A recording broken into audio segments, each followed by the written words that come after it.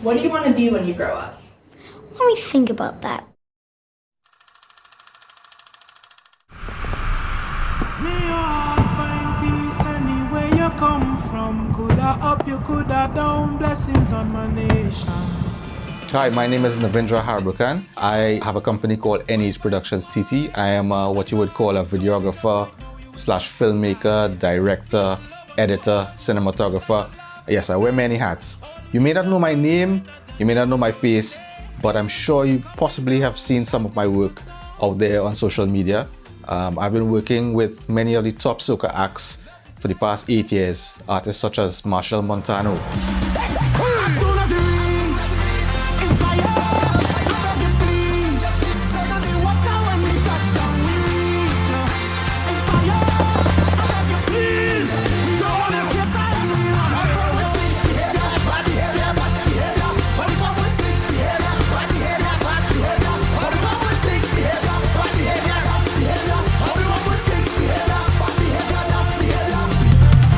Kes,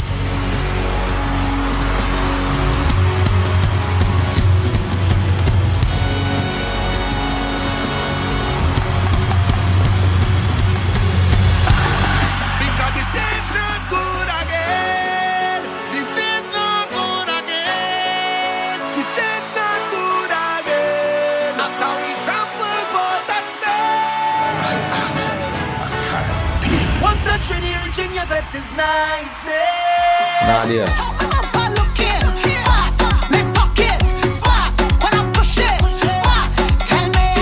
Farmer Nappy, Believing that's impossible to do. Cause if you want me to go, you can be looking the way you do.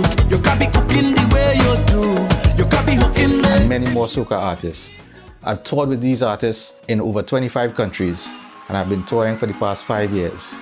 But entertainment is only one part of the aspect of being a filmmaker, being a videographer or a director. I also work a lot with corporate companies in Trinidad and Tobago. And we produce a number of corporate films for non-profits, for corporate entities, for television shows, you name it. For me, why did I become a videographer? Being a videographer, a filmmaker, and a director was never really on my path.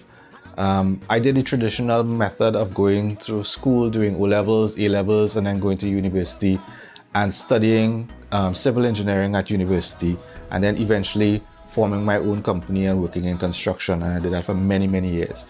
However, ever since I was a little boy, I always had a passion for entertainment, music, the creative arts, the visual arts, and I spent a lot of time watching a lot of movies, a lot of television, and trying to figure out how they do these things. And that was always a passion that I had deep inside. And once I was established in my career in construction, I decided that it was the right time for me to pursue some of these visual arts. And seeing that it was a time around 8 years ago, around 2012, when cameras were becoming more and more affordable to get, I decided that it is something that I would want to do as a hobby, because I had a carnival section, and one thing that I wanted to do was to take video and use it to market my carnival section so that we can get more participants, more masqueraders coming into our business. So I went out, bought my first camera, and then spent a lot of time on YouTube learning how to film, how to create compelling videos, compelling advertising, structure,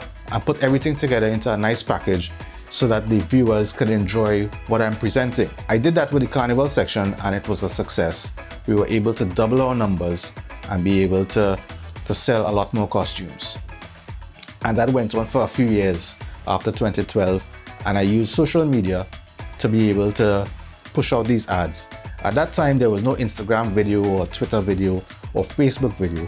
We only had to depend on YouTube to be able to push out these video ads. But eventually, as the years went by, there was the inclusion of video. Video became a big thing in social media, and it was incorporated into all of the social media platforms, Facebook, YouTube, Twitter, etc.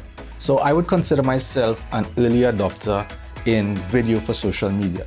And as a result of that, a lot of people who were looking at the work that I was producing, they were able to see what I was able to do, and eventually called me and asked me if I could produce pieces for themselves, whether it be for a party or an event or an ad for social media.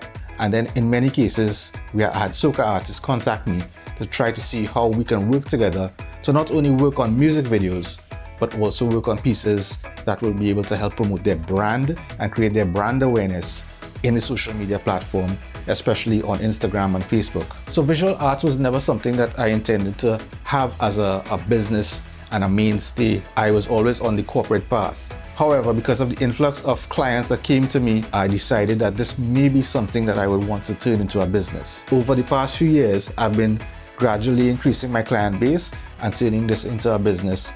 Now so much so that it is now my primary focus, and I'm no longer in construction. I'm a full-time content creator, filmmaker, editor, director. My path to becoming a videographer was not necessarily a traditional pathway. It meandered all over the place and then eventually settled upon the visual arts. However, there are other pathways that you can take as well. That could be a direct pathway straight from school into doing videography. And it is not something that is necessarily that you have to do tertiary level education to be able to get into videography and filmmaking. You can do it even right now as you're in school. However, it's advisable that you further your education and you get a well-rounding, well-prepared package of education skills so that when you go out into the marketplace, you remember you're not only a videographer, but you're also a businessman at the same time, because you'll be running your own business.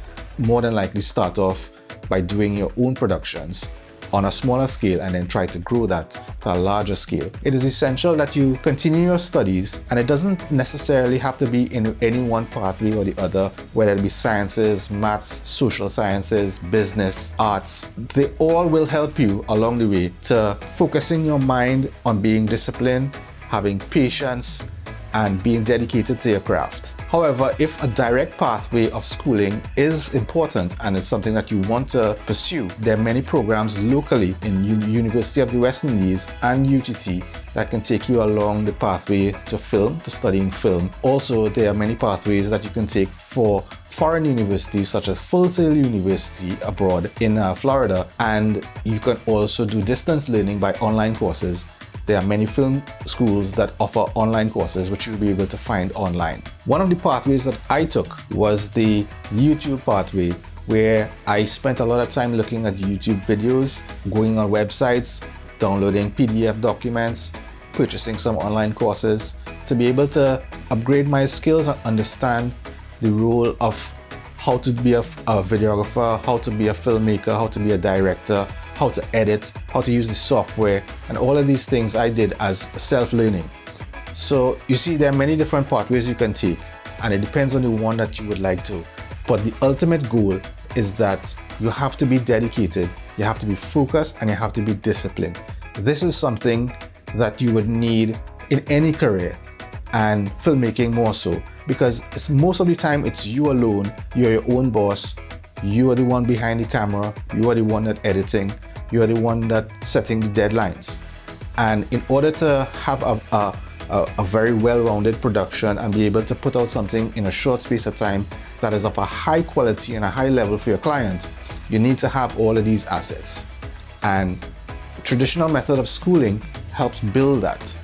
However, you may be your own individual and you may think that online classes and online learning and self-learning is something that will be feasible for you, then by all means go ahead. But at the end of the day, if this is something that you want to do, as I said, be dedicated and create the best thing that you can possibly create, because we all have the creative spirit in us. We are all creators to some extent, and we just want to have that brought out in the visual arts. So go forward, be the best you can be, and just create amazing content.